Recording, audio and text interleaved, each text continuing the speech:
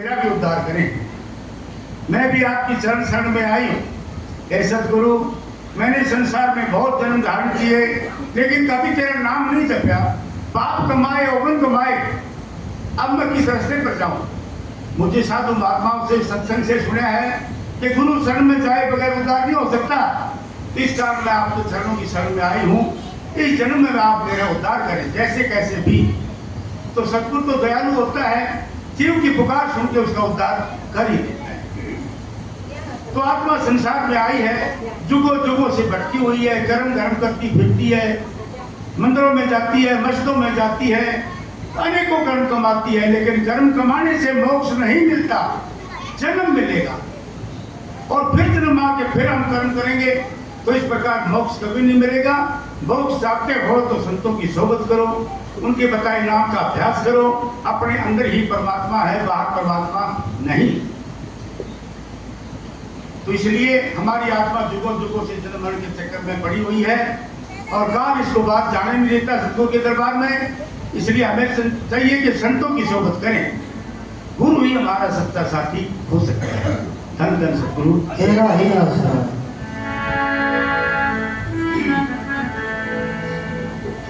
हो सत्संग के मचलिए अपने तू नब्ज दिखा लिए, मिल जावे दया कम का चल रोग कटा लिए।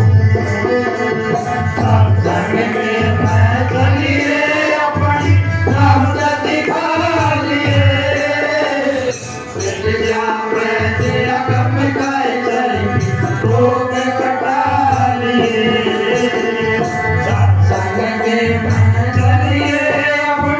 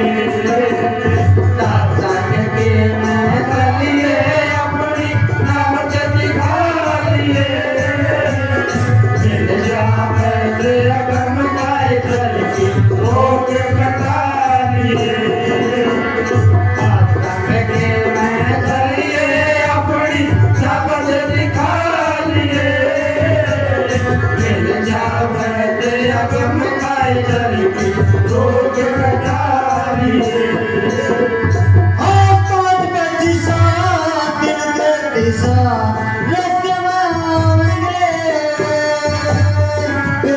विष्णु शिव शक्ति भी बैठे पावेंगे,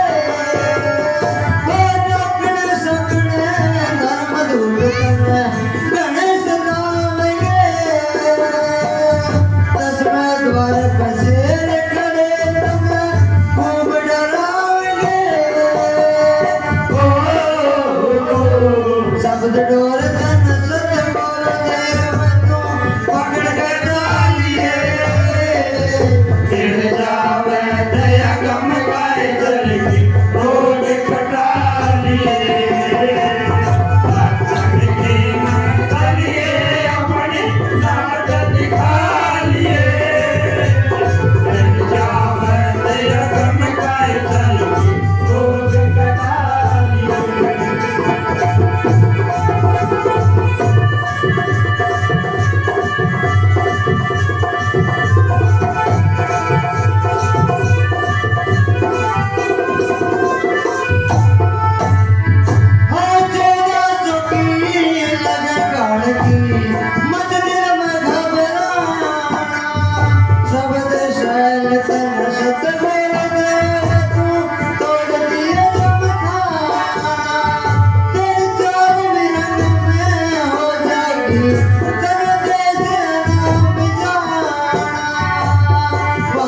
सतगुरु मिल जाएंगे ब्रह्म संत जैसो मस्ताना। गुण सतगुरु के गाना है चल के तो चरण दबा लिए। गिर जावे दया गम गाय जल की रोग कटा लिए।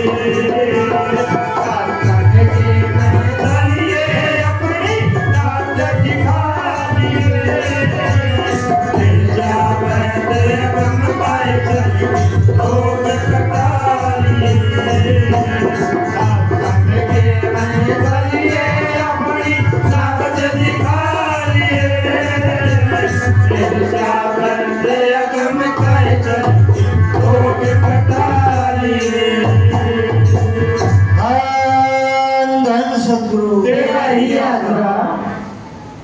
तो महाराज 600 जी की वाणी थी, वो आपको सचेत कर रहे हैं कि सब मेरी माता बहनें, प्रेमी भाई, सत्संगी, सत्संग के अंदर चलो।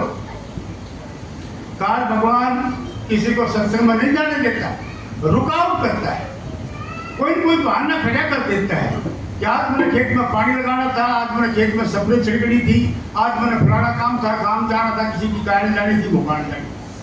ये बीच में हाथ डाल देता है, सत्संग में नहीं आने देता वो। इसलिए हमें जो कुछ भी हो सत्संग में अवश्य जाना चाहिए। सत्संग छोड़ दिया तो आपने एक हीरा गंवा दिया। हीरा तो एक जड़ पदार्थ है, लेकिन सत्संग अति उत्तम है, कीमती है। सत्संग के द्वारा आपका उद्धार हो सकता है, हीरे के द्वारा उद्धार नहीं हो सकता। लेकिन संत महात्मा इन ऊंची पदार्थों के द्वारा सत्संग की थोड़ी बढ़ाई करते हैं। तो इसलिए सत्संग में आने से हमें ज्ञान प्राप्त होता है कि यहाँ क्या सिखाया जाता है, क्या बताया जाता है। उन बातों को सीख के हमें आत्मा का ज्ञान होता है कि आत्मा तो परमात्मा की अंश है, लेकिन हम देवी देवताओं के बंधन उड़ते हुए हैं। ये देवी देवता किसके काल में चलाए? 33 करोड़ देवी देवता हैं, किसको मानोगे, किसको छोड़ोगे? परमात्मा तो सभी का एक है ना, तो परमात्मा की शरण में क्यों ना चले जाए? इस आत्मा ने ये 33 खसम बना रखे हैं, 33 करोड़, किस किस की पूजा करे बेचारी। इसलिए संत कहते नहीं, तेरा परमात्मा तेरे अंदर है, किसी वक्त के संत महात्मा का सत्संग कर, वो तेरे को ज्ञान देगा। उससे नाम उपदेश लेके घट में नाम की कमाई करो, ऊंचे गगन मंडल पर चढ़ो, सुख को सिमरन के द्वारा 6 चक्रों से निकालो, और फिर सुख की संत महात्मा शादी करते हैं। ये बाहर वाली शादी नहीं है कि आप समझते हो कि जैसे बाहर हम लड़कियों की शादी करते हैं, वो विवाह नहीं है। सुख को ब्रह्म के अंदर पहुंचाते हैं संत महात्मा अभ्यास करा के, और वह शब्द के साथ उसके फेरे करवा देते हैं। शब्द रूपी दूल्हा सुर्त को फिर अपने घर नहीं जाता है। फिर ये आत्मा जन्म मरण के चक्कर में नहीं आती। इस प्रकार, और जब तक इसकी शादी नहीं होती तो मुक्ति भी नहीं होती। देख लो तो, इसलिए हमें अपनी सोच को ब्रह्म के अंदर पहुंचाना चाहिए और शब्द के साथ इसकी शादी करनी चाहिए। जब शादी होगी तो दूल्हा इसको अपने घर ले जाए। लेकिन शुद्ध को अनजाया पति चाहिए। संसार में तो सब जाए पति हैं, अनजाया शब्द है। वो किसी माता बहन से पैदा नहीं होता, वो सदा का है। कबीर साहब ने बोल रखे हैं जगह पे कि कोई लड़की कहती है कि मेरी अनजाया पति के साथ शादी हो। अब आप बताओ दुनिया में अनजाया कौन है भाई? कोई सब जाएंगे। तो ये जो शब्द है वो अनजाया है, वो सदा का है। शब्दे धरती, शब्दे आकाश, शब्दे शब्द भयो प्रकाश, सगले सृष्टि शब्द के पाछे नानक सोई शब्द घटो घट अच्छे। कि वो शब्द तुम्हारे घटों में गूंज रहा है, बोल रहे हैं। संत महात्मा शब्द की कमाई करवाने के लिए आते हैं और शब्द के बिना मोक्ष नहीं। ईंट पत्थरों में परमात्मा नहीं है। परमात्मा बंदे के अंदर है, बंदा चेतन है आत्मा के जरिए। इसके अंदर परमात्मा भी है, खुद खुदा भी है। जब गुरु नानक साहब जी मक्का मदीना गए, वहां काजी रुकनुद्दीन से मुलाकात हुई तो काजी रुकनुद्दीन ने गुरु साहब से पूछा परमात्मा कौन है, कहाँ रहता है? वो कहने लगे परमात्मा इस वजूद के अंदर रहता है। बोले इसके कितने बुर्ज हैं, कितने किंगरे? बोले इसकी 12 बुर्ज हैं और 52 किंगरे हैं। बोले जी वो किस तरह? एक हाथ को खड़ा किया, बोले 1 2 3, 1 2 3 और 3 नीचे दोनों पाँव की 6 दोनों हाथों में 6 से 12 ये बुर्ज हमारी। बोले 32 दांत और 20 नाखून ये किंगरे हैं।